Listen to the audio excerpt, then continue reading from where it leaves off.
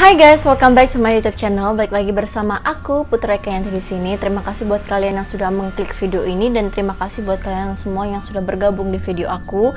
Sebelumnya, jangan lupa untuk kalian semua di like, comment, share, and subscribe karena di kesempatan kali ini aku akan membawakan satu cerita yang mungkin ini sangat menyeramkan kalau misalnya kalian mau melakukannya di rumah. Dan kalian pasti penasaran kan cerita apa yang akan aku bawakan kali ini. Aku akan membawakan bukan cerita sih sebenarnya, informasi mengenai 5 permainan, tapi permainan ini tergolong permainan yang kalau kita lakukan sendiri di rumah, apalagi gelap-gelapan, itu sangat menyeramkan. Oke, kita langsung aja ke pembahasan 5 permainan memanggil hantu yang sangat menyeramkan. Nah, kalau misalnya kita bicara identik dengan permainan memanggil hantu, itu identik pertama yaitu dengan jelangkung.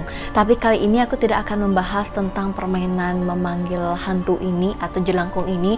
Aku akan membahas 5 permainan yang memang benar-benar menyeramkan selain jelangkung, yang mungkin kalian sendiri tidak ketahui dan ini bisa kalian lakukan sendiri di rumah tanpa mengajak teman.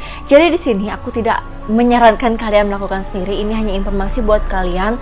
Tapi kalau misalnya kalian mau coba, itu terserah kalian. Tapi terus terang ini merupakan salah satu permainan yang creepy banget, scary, dan mungkin kalau beneran kalian melakukan itu, mereka bener-beneran muncul di depan kalian. Nah, permainan jelangkung sendiri ini memang identik biasanya berada di film-film horor Indonesia yang ini sebenarnya ritual yang dilakukan oleh beberapa orang dalam duduk melingkar dan menggunakan media boneka, dan konon katanya ketika boneka itu bergerak berarti jelangkung itu beneran datang dan permainan itu harus terus berlangsung. Tapi tahukah kalian di Indonesia ini ternyata ada beberapa permainan memanggil hantu yang menyeramkan yang bisa kalian lakukan ataupun jarang ditemui di film-film horor. Langsung aja ke videonya.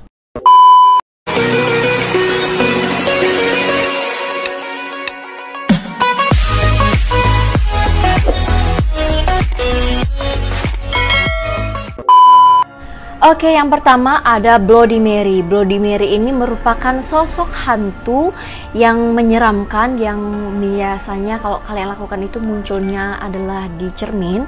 Merupakan sosok legendaris arwah seorang penyihir yang balas dendam. Untuk memanggilnya, kalian hanya perlu mengucapkan Bloody Mary sebanyak 3 kali sambil menatap cermin dan membawa lilin yang menyala. Sesosok wanita dengan lumuran darah akan muncul di depan cermin kalian, dan konon orang yang memainkan permainan ini akan merasakan kemarahan dari Bloody Mary. Mereka akan diteror, dikutuk, bahkan dibunuh. Oke guys, coba kalian bayangkan sendiri di dalam kamar membawa cermin, apalagi kalian lakukan itu ketika jam 12 malam sendirian di kamar gelap, terus mengucapkan kata Bloody Mary sebanyak 3 kali sambil membawa lilin. Itu creepy banget nggak sih? Apalagi kalau kalian lakukan itu jam 12 malam, tengah malam. Dan pertanyaannya gini, kalau misalnya beneran muncul gimana?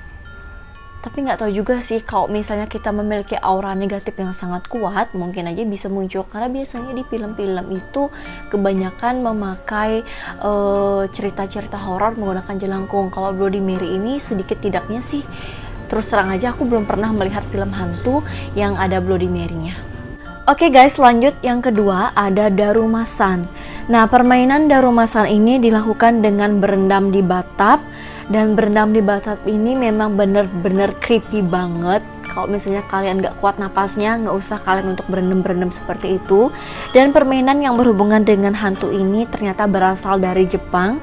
Dan hantu ini akan meneror para pemain dan berusaha menangkapnya. Permainan ini diawali dengan berendam di bathtub sambil mengucapkan mantra.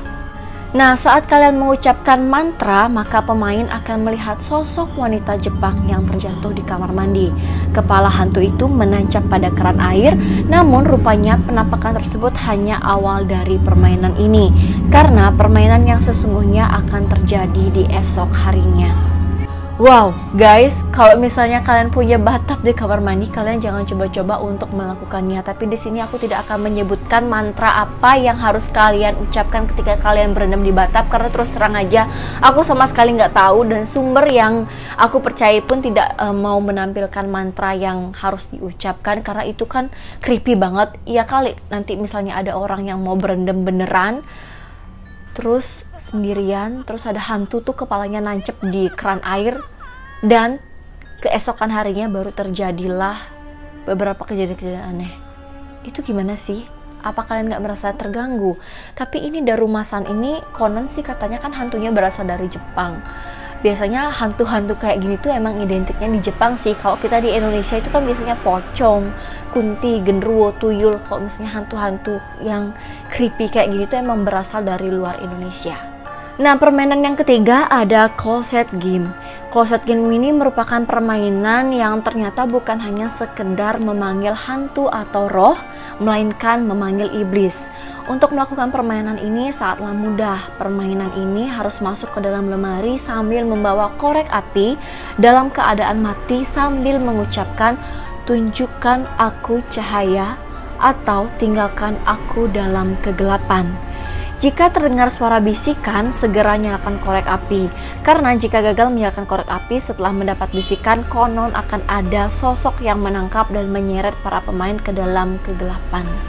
Guys, ternyata nggak main petak umpet aja yang bisa sembunyi di lemari. Ternyata kalau misalnya kalian mau manggil setan, manggil hantu, itu bisa kalian lakukan dengan cara sembunyi di lemari, dalam keadaan gelap, dan membawa satu korek api. Ketika kalian mendengar bisikan, kalian harus mengucapkan kata-kata tersebut.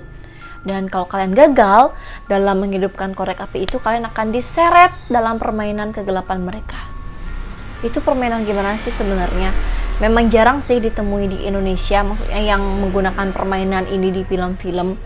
Tapi kalau misalnya ada salah satu sutradara film nih yang mau mengangkat film horor dengan menggunakan berbagai macam permainan memanggil setan ini, takutnya itu mengintimidasi orang-orang yang menonton untuk melakukan hal-hal tersebut. Contohnya itu aku pernah nonton Jelangkung yang memang